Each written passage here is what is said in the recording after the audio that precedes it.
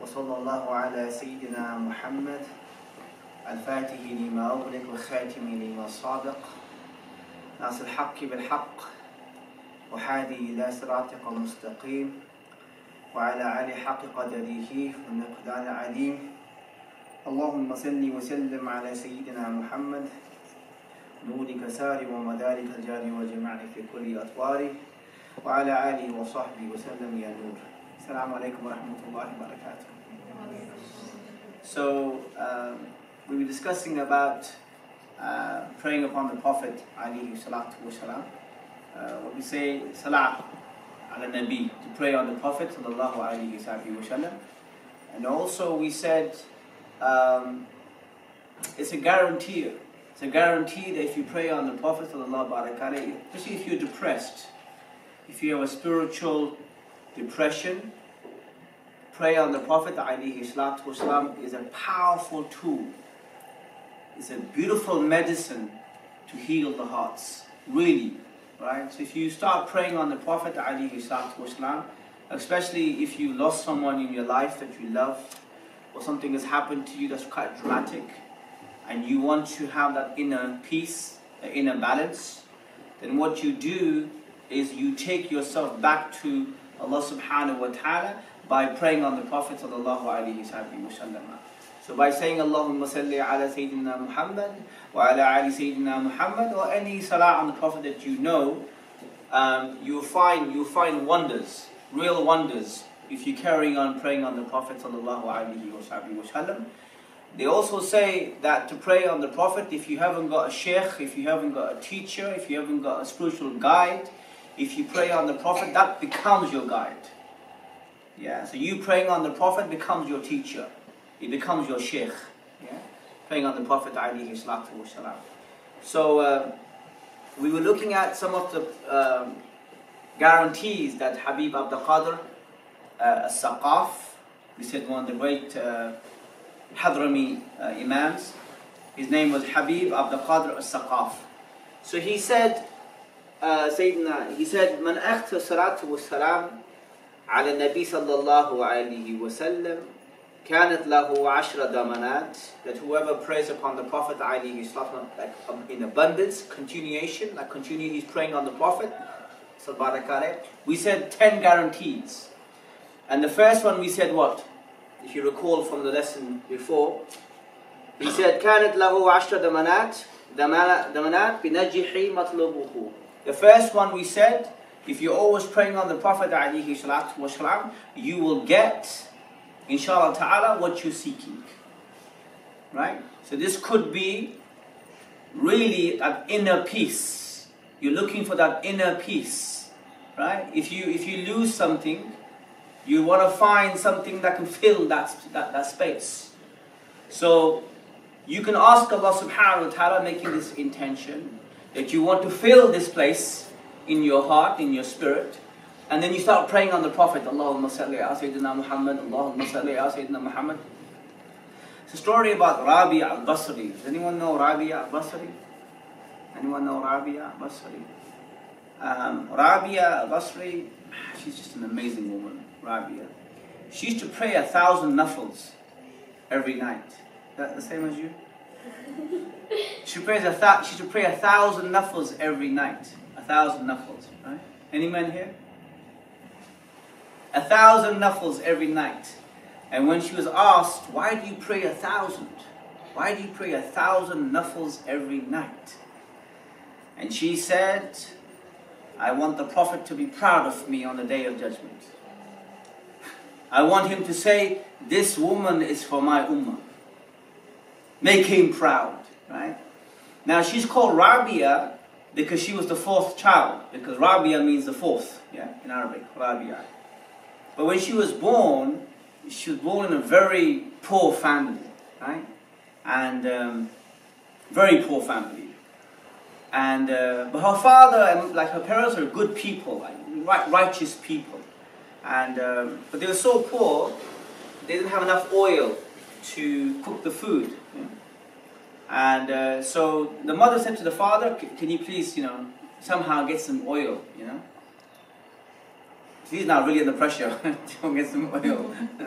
So, but he's a good man. He's a good man. So he's worried. He's really worried. Okay. And then, but he was a man of salat on the Prophet. He used to pray on the Prophet So he's really in a sad state. And so then he goes to sleep. And in a dream, he sees the Prophet Muhammad Sayyidina Rasul. He comes in.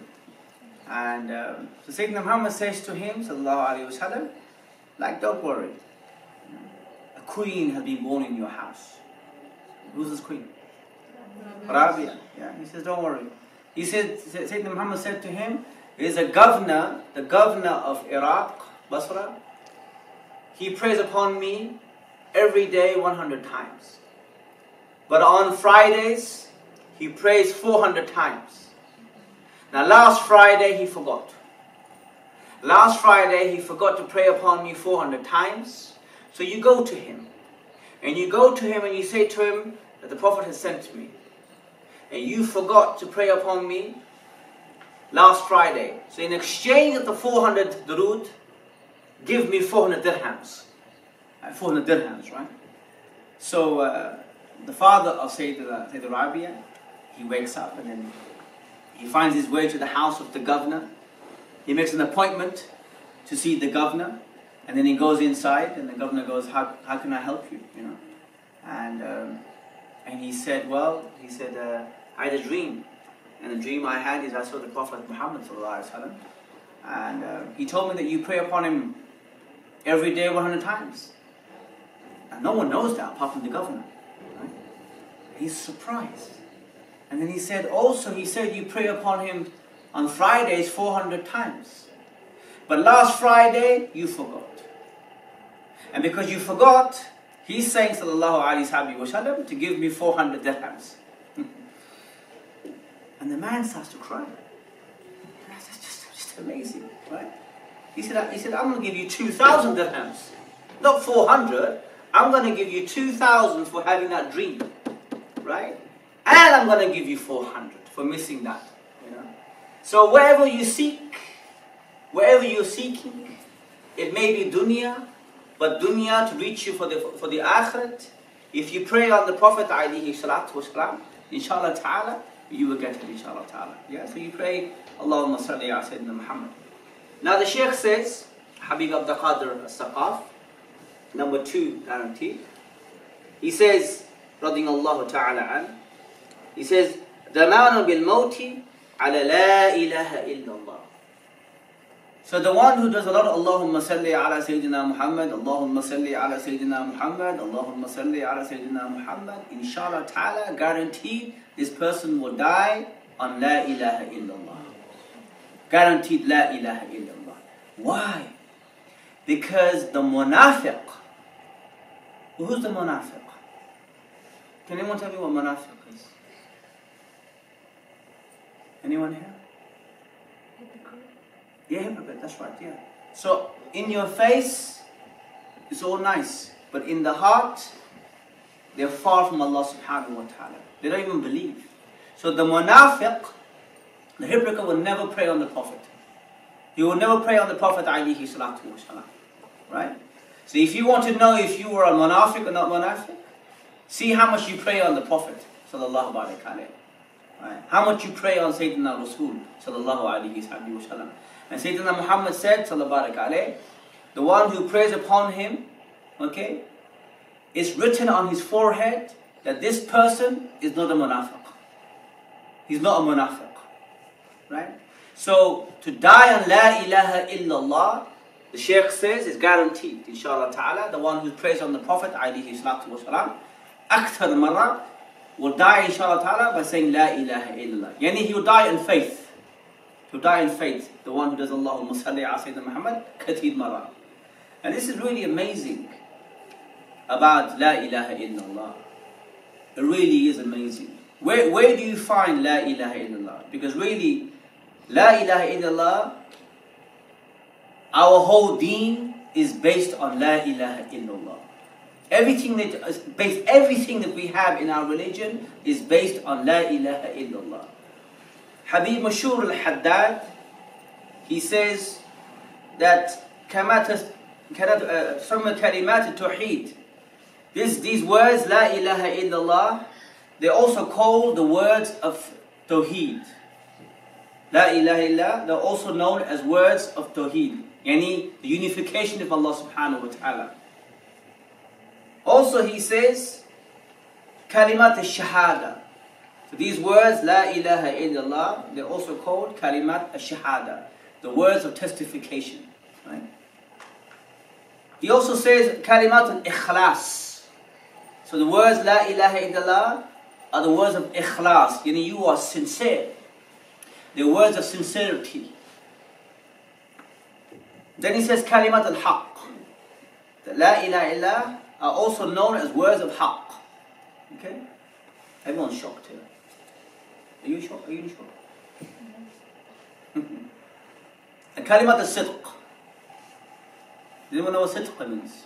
Sidq. Hanji? Yeah, truthful, yeah, truth. Well done. Yeah. Kalimat al-Iman. What does it mean? That La ilaha illa kalimat al-Iman. Yeah, so La ilaha are words of faith. Very good, mashallah. Kalimat tayyiba. Pure or good. Pure or good, yeah. Kalimat al-tayyiba.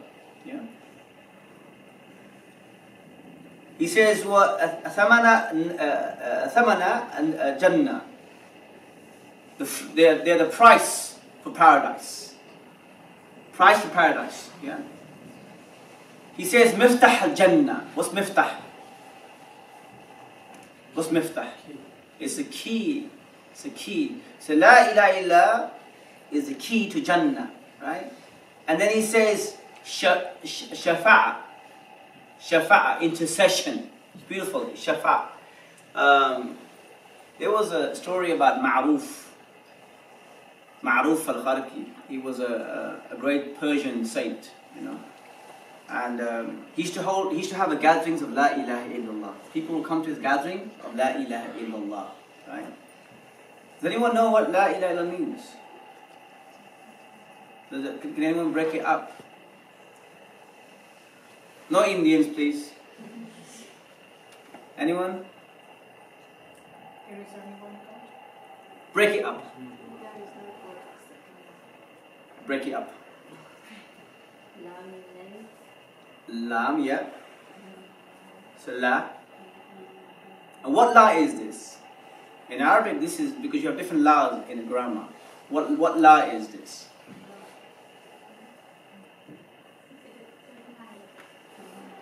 So, for example, this is called lam. This is the lam of jinsiyat, right? So, for example, you said to me, chai pini, like you want tea, and I said to you la, like just la. What does that mean? No, but what? No to what? To tea, to chai, okay? But this la is, I'm saying la to every type of drink. Every type of drink that you can think of, I'm saying no to. So this is different. If I say to you, chai pini, you want some tea, I said la, that means I want no tea. But if I use this la here in La ilaha illallah, this la here, this la is saying no tea, no drinks, nothing at all. Any type of drink. So the next word is ilah, God. God, ilah. So when you say la ilah, what does that mean? No God. But what does it mean then? Hanji? No. Yeah, no God at all. Any type of God. No type of God. So you can have a God, for example, in your mind. Right? You may say, look, I don't believe in these idols, but I have something in my head. No. No type of God. No God at all. No philosophy. No thought. Nothing. And then you have illa. What does that mean? But to accept, yeah? Then you have Allah. Allah. And who's Allah? Who's Allah? Who's Allah? Cameraman? Who's Allah? He's in shock. Allah. Our Lord. our Lord. Can anyone define Allah? Hanji? Okay. Okay, yeah. It's very interesting because you can't really define Allah. You can't define Allah.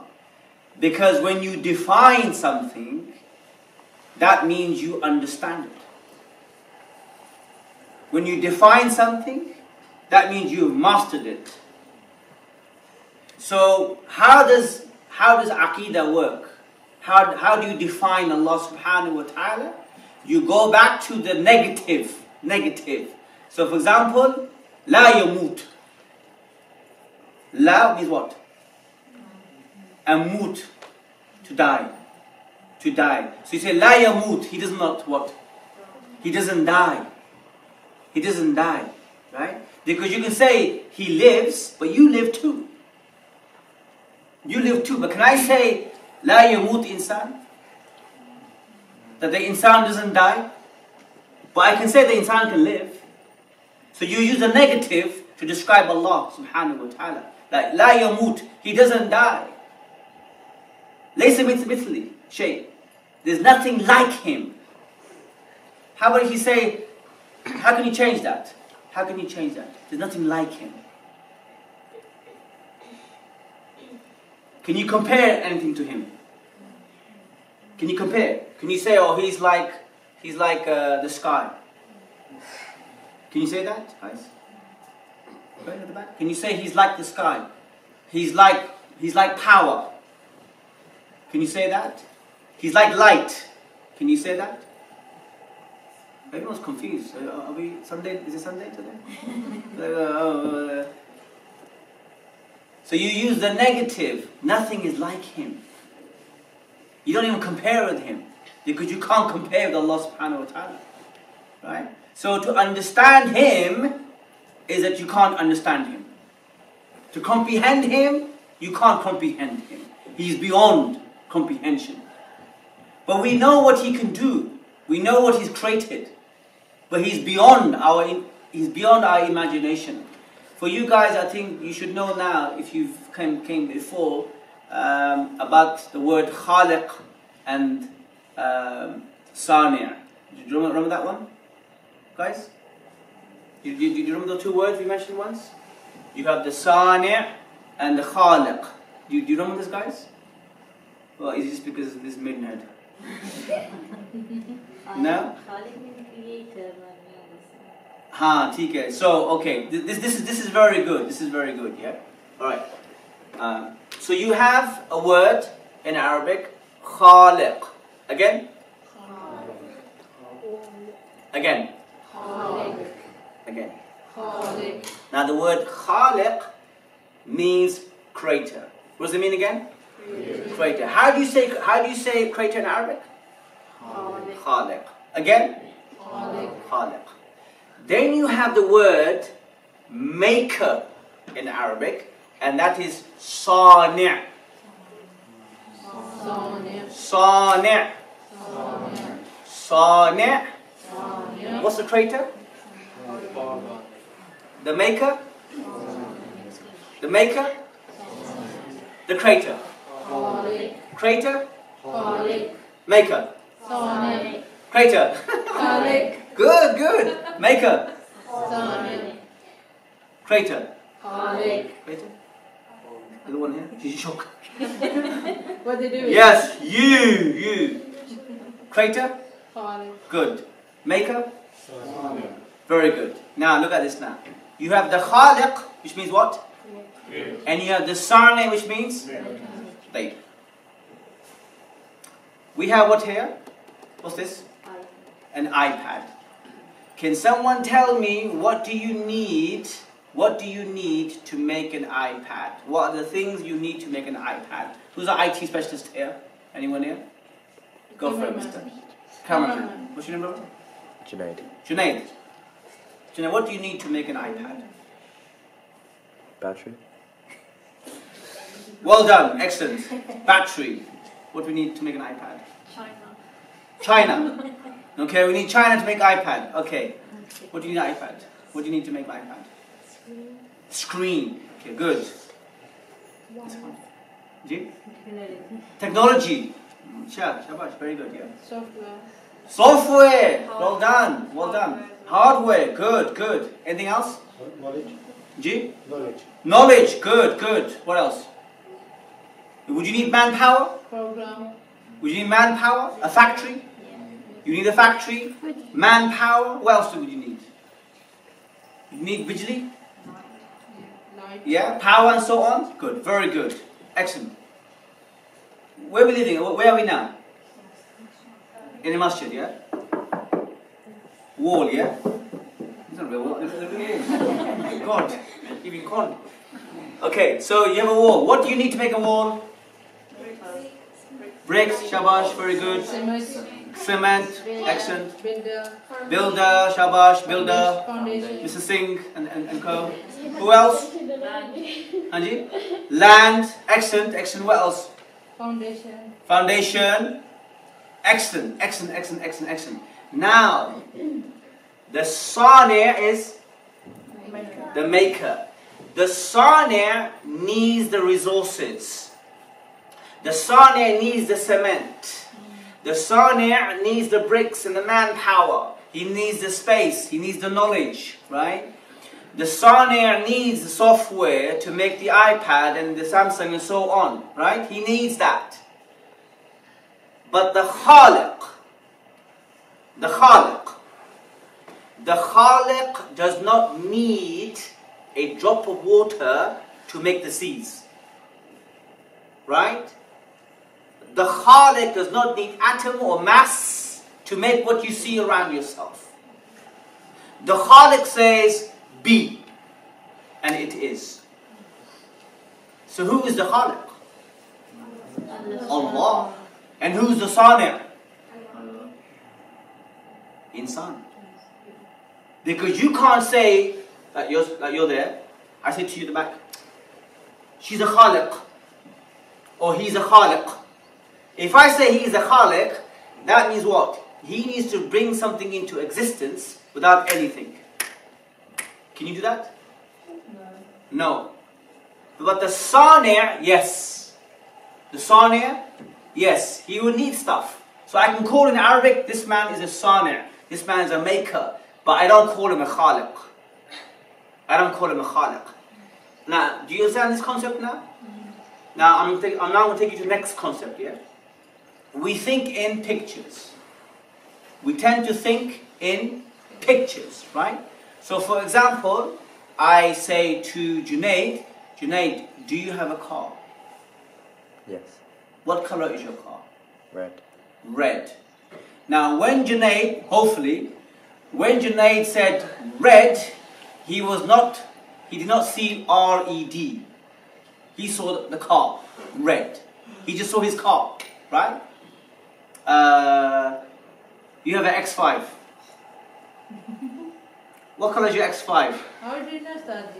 Because I know her husband. You see him driving up and down all the time. Miss Khan? Black.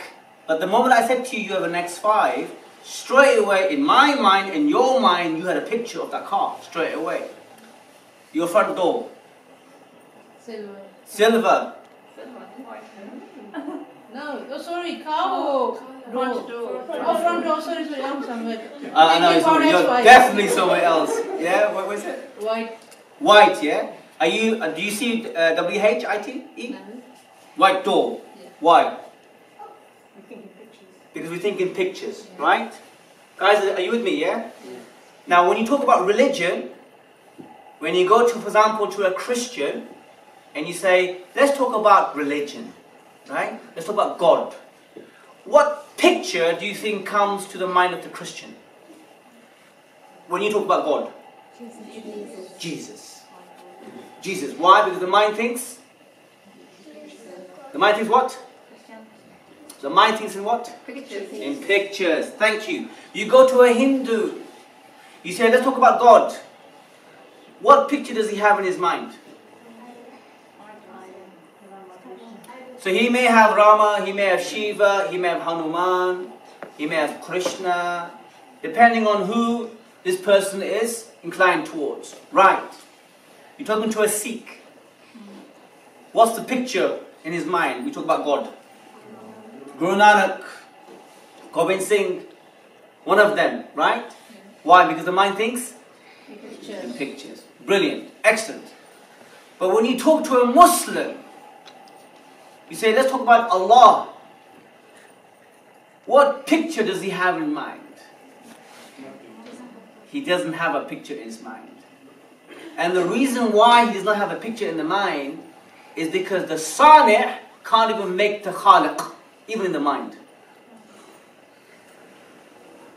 You got that? The Sani', the maker, can't make the creator, not even in his mind. Because if he was to make something in his mind, Allah is other than that. Because you can't compare anything to Allah subhanahu wa ta'ala. You got that, guys? Right? So this is why we say, La ilaha illallah. There's no God except Allah subhanahu wa ta'ala. Right?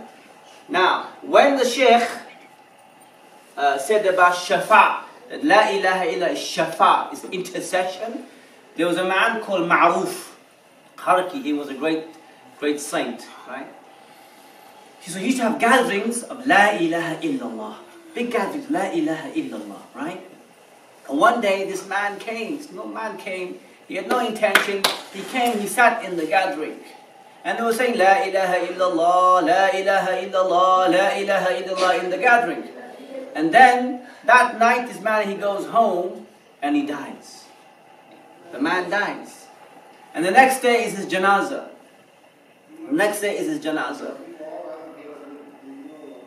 And then he goes into the box and so on, like for his janazah, for his coffin. And Ma'ruf comes out, this Sheikh Ma'ruf comes out, and he sees the angels. Allah shows the angels to Ma'ruf, right? And these angels are coming to punish this man, right? And Ma'ruf sees this.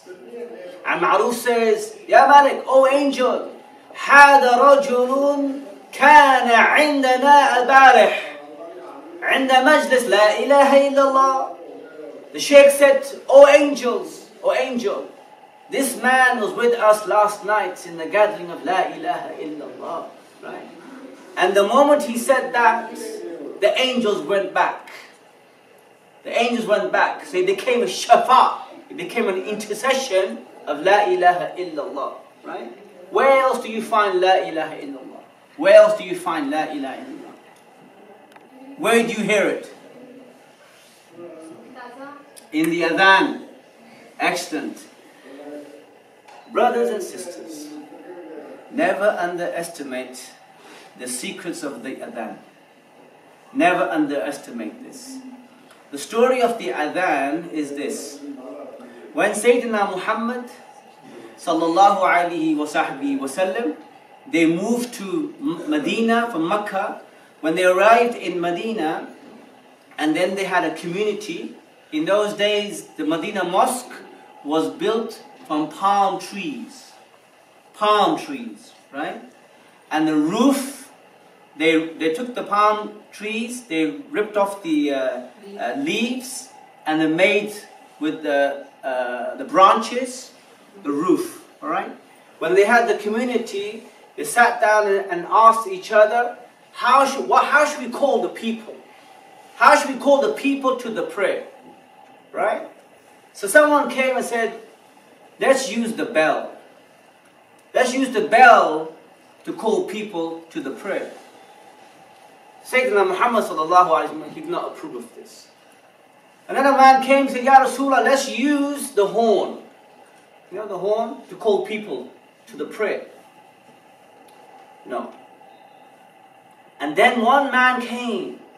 His name was Abdullah ibn Zayd radiyallahu anhu. He comes and he says, Ya Rasulullah, I had a dream.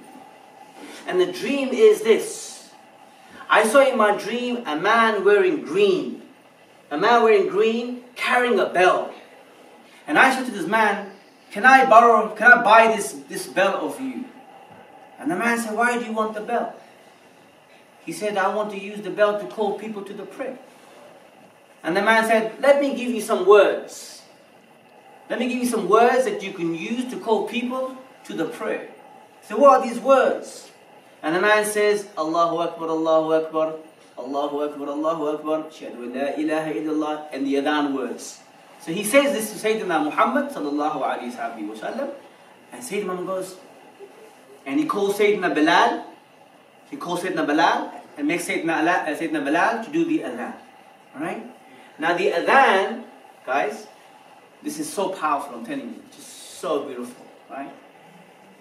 Does anyone know about Victorian Britain? Why is it called Victorian Britain? Queen Victoria, right? Now, was she a Pakistani? No. Queen Victoria, how many years was she in as a queen? She was a queen for about 64 years. Right? She's the longest serving queen in the whole British history. Right? Very amazing now. The Victorian times, it was very clear who was rich and who was poor. Very, very clear. Has anyone read Oliver Twist? Yeah? That gives you a glimpse of what was happening in Victorian time. Children, her age, working in factories, right? Kids, diseased, okay? You had brothels and so on, right? Very, very bad, very, very bad. But those who were rich, okay? Now, look at this now. In the 1800s, late 1800s, about 1850s, 1860s, yeah? There's a man in Liverpool. Does anyone know Liverpool? Yeah? Do you know England? Do you know Great Britain? What's the difference between Great Britain and England? England is just on its own. Great Britain is all the four countries together. Like? Ireland, Scotland, Wales. And what's the British Isles? Anyone? British Isles? Isn't that the Republic of Ireland as well? Yeah, and the rest? Yeah, so British Isles, England, Scotland and Wales, the whole island, and the 5,000 islands that are scattered around the whole England itself, yeah? This is all British Isles, alright? Now, this is very interesting now. In Liverpool, there was a man, and Sammy, you know this, so don't say anything, Sammy. Okay? In Liverpool, there was a man by the name of William Henry Quilliam. William Henry Quilliam. Again, Henry? No. William Henry Quilliam. Right. He was a lawyer. What was he? Lawyer. He was a lawyer, okay? A criminal lawyer, okay? And this is in the 1800s, okay? And he's actually born in 1856, okay? And this is beautiful. This is really, really beautiful, right? So Victorian time is all Christians, okay? And this man, he becomes sick. What's his name? He becomes sick, and he's told to go to Spain. So he travels to Spain. He travels to Spain. From Spain, he goes into Morocco. When he goes to Morocco, he hears the Adhan. He hears the Adhan, and he sees the Muslim culture. He sees the Muslims there, right? When he comes back, he becomes a Muslim. Right? He becomes a Muslim. Who becomes a Muslim? Right. He changes his name to Abdullah Quilliam. Okay? Abdullah Quilliam, right? It's beautiful. When he comes back in 1887, he opens the first mosque in the British Isles. The first mosque ever to open in the whole British Isles. He opens it, right? And look what he does. He opens a mosque in Liverpool, right? Next to the mosque, he opens an orphanage, right? For people who are Muslim, like orphans, yeah? Christmas Day, he would feed poor Christian children. Up to 600 children would be fed on Christmas Day in the masjid, in the mosque. Christian kids, poor Christian kids, he would feed them, right? He had a press house, like press printing place, right next door, okay? And he would do the adhan. Outside, no Pakistanis, just Victorians outside. And he would do the adhan. And people would come and throw bricks through the window, okay? They chopped the head of a pig and chucked it in the masjid. But he carried on doing the adhan. He carried on, right? 600 people become Muslim with this man. 600 become Muslim by Abdullah Quilliam, right? And one of the first people to become Muslim with him was a man called Hamilton, right? He becomes a Muslim. He changed his name to Ali. Right? These are Victorians, okay? Another one becomes a Muslim was Elizabeth. She changes her name to Fatima. Right? These are Victorian, white Victorians, right? Now, Sultan Hamid, you know the Ottomans? The Ottomans, right? The last Sultan for the Ottomans is Sultan Hamid II. Sultan Hamid II. He's the one who had the train track route from Turkey to Damascus. And from Damascus, you could go all the way to Medina by train. All the way to Medina by train. This Sultan is the last Sultan of the Ottoman Empire. He gives the title to Abdullah Quilliam as the Sheikh al-Islam. The Sheikh al-Islam of the British Isles. Is that amazing? He was the Sheikh of Islam. He was the Imam of all the Muslims in the whole history of all the British Isles. No one has ever been given this. No one has been ever given this title, right? And then when the minister came from the Ottomans, he came to see Queen Victoria. When he came from Turkey to see Queen Victoria, he went to go and see the mosque as well, in Liverpool. Sheikh Abdullah Quilliam wrote a book on Islam. He sent a copy to Queen Victoria. Okay? And Queen Victoria asked for more copies for her own children. Right? This is an absolutely amazing man. Sheikh Abdullah Quilliam. He's buried in Woking over here, in a Woking mosque. There's a graveyard there. He's buried there. Okay? So these are amazing people. And now, after nearly 125 years afterwards, we have now over 1,500 mosques in the UK, in the whole British Isles. Over 1,500. And we have now 2 million Muslims. 2 million Muslims. And they say, the census show, in the next 10 years, inshallah, next 10 years, the largest religion in the British Isles is going to be Islam. You like it or not like it, you can take it or leave it. But by the barakah of the Prophet ﷺ and the barakah of La ilaha illallah, people will enter this deen. And we all here have to be prepared to receive these people and educate the people. We need to have enough tools to educate people. Look at Victorian time. You have to go home and do your homework here. His name is William Henry Quilliam. Read about this man. Absolutely amazing. And when you see him, you know, he's got this Victorian suit on, he's got his beard, and he's the sheikh of the whole, subhanAllah. Even BBC have done a documentary on him as well. You know, absolutely amazing. So inshallah ta'ala, Allah give us tawfiq, inshallah ta'ala, to give us an understanding, you know. It's in your hands now, girls. It's all in your hands. This whole deen is now in your hands, inshallah ta'ala, and you can pass it on to the next generation. Allah give us tawfiq, inshallah ta'ala. Allahuma Salli wa Sallim ala Sayyiddina Muhammad wa ala alihi Sayyidina Muhammad wa barik wa sallam walhamdulillahi rabbil alamin. Assalamu alaikum.